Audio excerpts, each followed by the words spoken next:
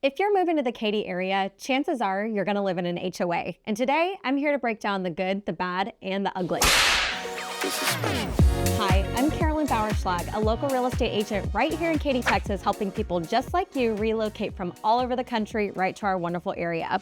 Make sure to stick around till the end, and I'll talk about some exciting legislation changes that help that ugly part of the HOA not feel quite so bad. So let's get to it. Why are there so many HOAs in Houston? Well, first of all, Houston is not zoned. And what that means is that people can kind of do whatever they want on their land. So sometimes you'll see a $1 million house right next to a used car lot, right across the street from a gas station, right next to high-end retail. And that feels kind of funny for a lot of people who are relocating here from different areas. So in the suburbs, we try to create what city zoning laws might have done anyways, which is kind of give you those creature comforts or the feel of something being a little bit more planned. So in the neighborhoods, you're going to see things like houses that look pretty similar, pocket parks, sidewalks, all of the things that you would expect in a traditional neighborhood. As you can imagine, not everyone likes the idea of unzoned areas in Houston, so that's where the HOAs come in. They're essentially going to impose laws that cities and other places might have themselves. A homeowners association has a lot of rules that you as a homeowner have to comply by. And unfortunately, those are not optional. If you're buying a home in an HOA, by default, you have to comply by the rules. Now, in exchange for those rules, they do have amenities. And so those amenities are kind of like the hook to kind of reel you in and make you feel good about participating in an HOA. These HOAs have covenants, conditions, and restrictions, or sometimes what we call CC&Rs. And those CC&Rs basically govern the way in which you can use your lot. So you'll see things that say like, you can't drill for oil in your backyard, or you can't set up a two-story play structure that would obstruct your neighbor's view, or you can't build an outdoor kitchen without getting permits from the Architectural Review Committee first. And all of that is really just in the spirit of making sure that over time, the way that everyone uses and lives in their home has a cohesive look and that it's not disruptive to your neighbors around you. Those HOA boards really think that they have a lot of power, so they're going to regulate things like your lot size, how big that home can be on the lot, what color your house can be, whether or not it has to have a certain amount of brick, your roof type. They regulate all kinds of things. Now, that's not always bad, so let's touch on the good stuff first. Out here in Katy, we have giant master plan communities that are governed by HOAs. Cinco Ranch, Cross Creek Ranch, Cane Island. Those are all some really popular, well-known master plan communities out here. And their amenities are what they're more or less known for. So you're gonna have Olympic-sized swimming pools, lap pools for like swim teams and adults that wanna practice, splash pads, water park style swimming pools. You'll see massive lakes where you can fish in or canoe, kayak, miles of walking trails, tons of landscaping, and all of it really is beautiful. None of this is by accident. It's all planned, and it's what you pay for as part of your HOA dues. A lot of these HOAs have social directors, which is great. They'll have a calendar of regular programming with things like Friday night food trucks or pictures with the Easter Bunny or National Night Out or progressive dinners with neighbors just to kind of help you get to know the people that you're living with. Cane Island, for instance, has another really cool amenity called the greenhouse. It's this beautiful space that people use for wedding receptions, baby showers, and it's free to use for the residents with a small deposit. Cane Island has like a community garden where people can go and like clip their own fresh herbs. They have great outdoor spaces. They have a restaurant on site. So your HOA dues aren't up in smoke. They really do try to bring the community together. Another really great thing that they do is oftentimes collaborate with the schools that are built into the neighborhoods. So they'll coordinate with the schools on things like landscaping or beautifying the area or creating like safety sidewalks for kids as they're crossing back and forth from school. We've seen these HOAs work with the schools to install lights along the playground so that kids can play after dark. They really do a lot to make sure that homeowners enjoy where they are. A lot of people that are relocating here from outside of the Houston area are pleasantly surprised to find that the HOA dues aren't actually that bad. These master plan communities frequently charge values between $750 to maybe $1,600 a year. I oftentimes hear people tell me that they're used to something like $300 or $400 a month just to get access to the amenities like we've talked about here. So if you're in Cinco Ranch, Bridgeland, Pine Mill Ranch, Fulshear, Fulbrook on Fulshear Creek, Firethorn, all of those neighborhoods fall into those $750 to $1,600 buckets.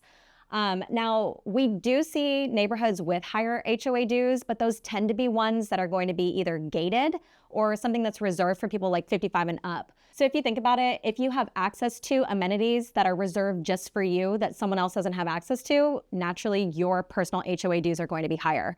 So in 55 and ups, they have their own private pools, pickleball courts, they have their own social directors, and they pay for that. So you might see in a 55 and up, the HOA dues go from maybe $1,600 to actually being $3,300 to maybe $4,000 a year. If you're in a gated section, this one's kind of tricky. You have your regular HOA dues, but then they might actually be 50 to 100% higher, just because once you put a gate in front of those major roads, those roads are now considered private. So you're not really paying for an additional amenity, you're paying for privacy and for whatever sinking fund they have in order to repair the roads somewhere down the line. So I personally live in Katy, and I've only ever lived in homes that are part of HOAs, and I have not personally felt super victimized by an HOA. I would say in general, it's been a positive experience. I do enjoy things like sidewalks where I can walk my dog, run outside, feel safe, enjoy the views, or like sit down and enjoy like the green spaces in the park. I would say in general, my life has improved by living in an HOA. Now let's talk about some of the harder parts.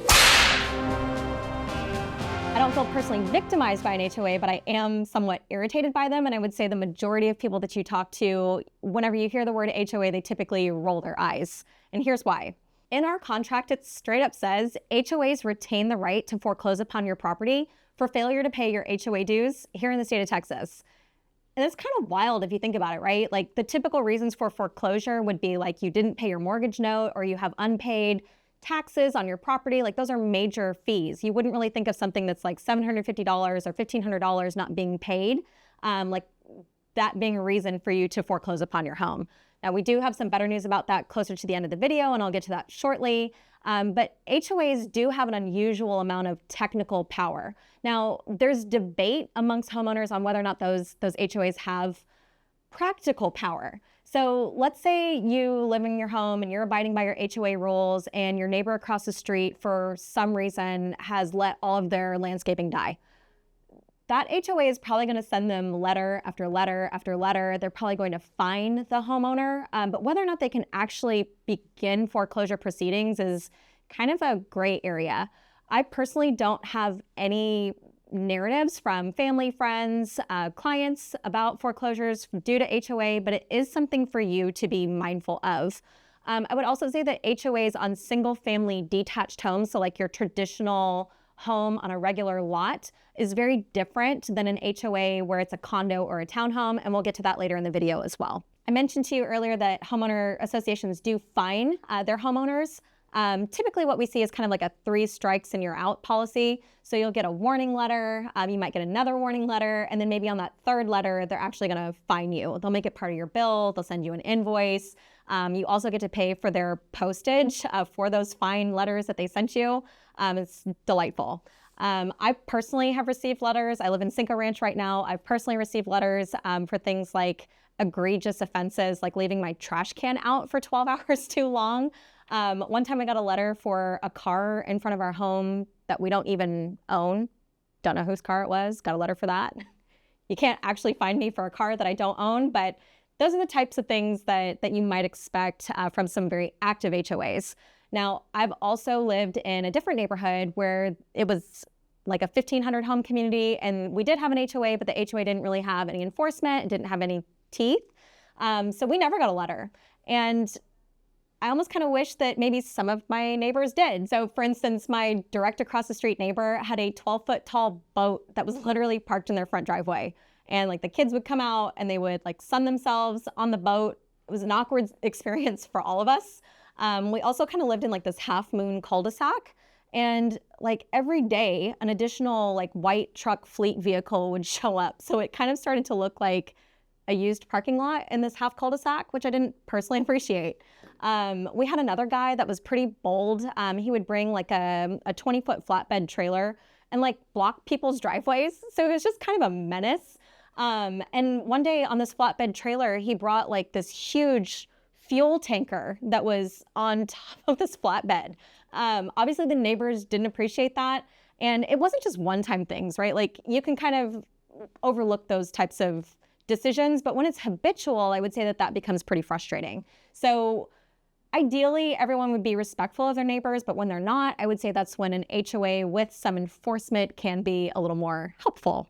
Now, another really important thing for you to know is that when you live in an HOA, they're going to have something called an architectural review committee. Those architectural review committees are in place to make sure that when you want to make a physical change to your property, that they have approval over that process. And the idea behind that is that not everyone has the same standards of construction, not everyone has the same ideas of safety. So at its best, it's to make sure that people are respectful of their neighbors and are maintaining safety around them. At its worst, you've got a couple of Karens in the neighborhood that are just trying to wield some power that maybe they shouldn't have. But essentially, the idea is that you want some sort of continuity or some sort of uniformity amongst the way that your neighborhood looks, right? Because that is what leads to these neighborhoods looking great 25 and 30 years down the road. So your architectural review committee might say, hey, we did send you a letter because we want you to paint your house, but before you paint it, make sure that you come back and get our approval on the paint color. We replaced a roof on a property and they said, hey, great news, there's only 2 approved shingle colors that you can use. It's either charcoal or weathered wood. So only pick one of those 2. And even though we only have those 2, make sure you get our approval on which one you put on your roof.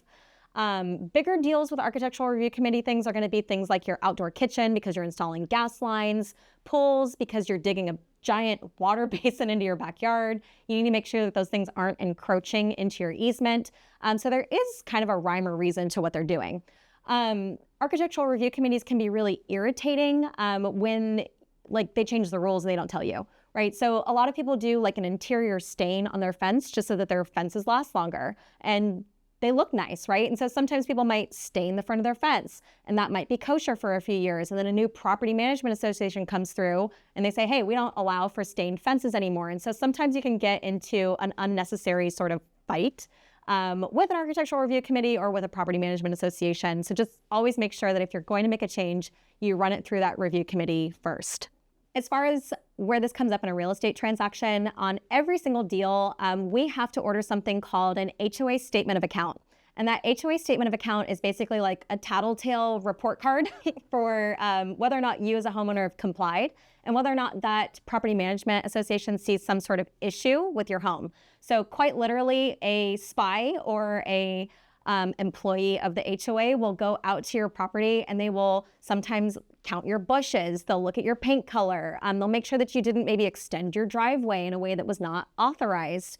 And we get that report card that may show fines or violations that may or may not have to be solved. And so then we as real estate agents have to look at that rap sheet, so to speak, and say, is there anything that we need to negotiate or change that a new homeowner is not going to have to kind of inherit or have like an issue with the HOA going forward?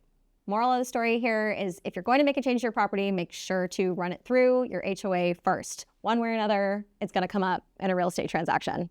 I mentioned to you earlier that single-family detached homes on their own lots and HOAs are not really the issue or the horror stories that you hear all the time, right? So we said that there's the good, the bad, and the ugly. Let's jump into some of the more ugly part of the HOA. If you live in a townhouse or a condominium, townhouse condominium, what I'm referring to is you are sharing walls with your neighbor, you're sharing a ceiling, you're sharing a floor. You don't own your exterior building is kind of what I'm referring to here. You are going to definitely be part of a homeowners association, and that homeowners association is really actually going to have some teeth. And the reason for that is they say, hey, you don't own this physical building, we do, and you have to play by our rules. Now the trick here is that all of these HOAs operate differently. They're not regulated maybe the way that they should be. Yes, they have prepared financial statements. Yes, they have operating budgets, but who's spending that money? Who's authorized to do these projects? Who's actually watching out for the structural integrity of the building, right? And once they do hire a contractor, who is that contractor? Is that like their family relative and they're getting a kickback? Are they spending some ungodly amount of money on cameras and like monitoring fees that are misappropriation of assets? Honestly, you really don't know. And the truth is that you don't have any influence, right? So there's HOA boards that are made up of residents, but again, those residents can have maybe undue power. and it can be kind of hard to change. Kind of one of like the sneaky boogeymen of HOAs for condos and townhomes is something called special assessment. That's kind of like a curse word in HOA lingo. Special assessments are fees that you're going to suddenly have that are going to be levied upon you for repairs that maybe you feel like the HOA should have been saving for. So this is kind of how that plays out. You've been paying your monthly HOA dues for use of common facilities, and they say, hey, by the way, the pool needs to be replastered.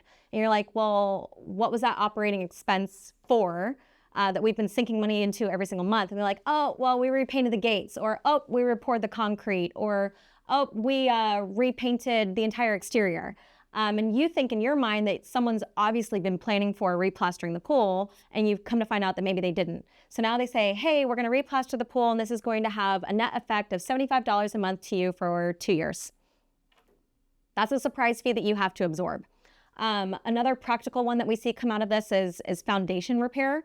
And this one really hurts, right? Because the bigger the building is, the bigger the foundation is. The bigger the foundation is, the bigger the expense. It becomes more and more complicated. And you can't not fix a foundation, right? Like we've all seen the terrible news stories that came out of Florida for these massive condominiums that literally fell to the ground for failure to do appropriate maintenance, right? So you hear that and you say, well, obviously you have to do the repair, but who wants to pay an additional $100 a month, maybe in this case for 3 or 4 years, maybe 5 years for something just as simple as a foundation? Right? So it's critically important when you're buying into a condominium or a townhome to be very aware of what the operating budgets are, what the reserves are, whether or not a special assessment is pending. Best way to do this is to ask your friendly neighborhood realtor to call some other agents and see if they can kind of get the scuttlebutt that may not actually show up on a condo resale cert. We do this all the time.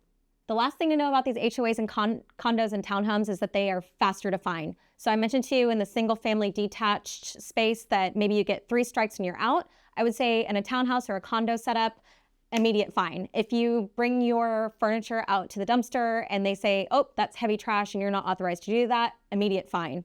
If you plumbed something that wasn't authorized, immediate fine. So there's not really any leniency, and that's something that you really should be mindful of if you're going to buy into that area. Now, the great news is that in Katy, Cypress, Fulshear, we hardly have any condominiums. I honestly can't even think of one. We do have some townhomes, but the townhomes are not quite as wild as I would say a condo is. So if you're moving to West Houston, you're really not going to find condominiums, but it is something that I did want you to know in case you've heard horror stories from some folks. The major headache that we all deal with in every real estate transaction has to do with the HOAs, but not like how you live in your home as a homeowner. It has to do with the fees that these HOAs charge on the way in. And the way I describe this to buyers is that HOAs are like the mafia. They're the only unregulated body in the entire real estate transaction that you're going to encounter. So your agent, your lender, your title officer, your inspector, your appraiser, your HVAC tech, your plumber, your electrician, literally all of us are licensed. And the only people who are not are the HOA. And they know it. And they get away with it. So here's how this goes. I mentioned to you before that we have to get the report card or the rap sheet called the statement of account from the HOA. HOA knows that. They say, we know that this title company will not close this transaction without a receipt from us showing that everyone's paid up on their HOA dues. So they're like, pay up. They're like, hey, do you want this now? That's going to cost you $150 to $200. Oh, you want it on a rush fee? Now the fees are double, right? And there's no regulation over how big these fees can be. And when you think about what is a statement of account fee and what is something like a transfer fee is just moving the record from the previous owner's name into yours. The visual that I want you to have is a high school senior who cannot be bothered to get off of TikTok, looking at their laptop, printing out a sheet of paper, emailing it to the title company and saying, here you go. And they've charged you somewhere in the neighborhood of $350 for that paper. It's literally extortion. So this is a major point of frustration for us as part of a real estate transaction. And unfortunately, we kind of can't get away from it. Another thing that we used to see in transactions where homes were part of an HOA was a very simple proration of the HOA dues at closing. So if you closed on a property in April, that homeowner prepaid for the whole year. So you're going to reimburse that homeowner at closing for 8 months of the deal. No big deal, right? You just credit them a couple $100 and you're done. But what HOAs have gotten really good at in the last couple of years is sneaking in some pretty hefty fees. So we see fees that are called capitalization fees that are equal to 0.25% of whatever the purchase price is, and every buyer has to pay it on every single transaction. Can you show me what the capitalization fee is for? And the answer is probably not. We also see something called the foundation fee.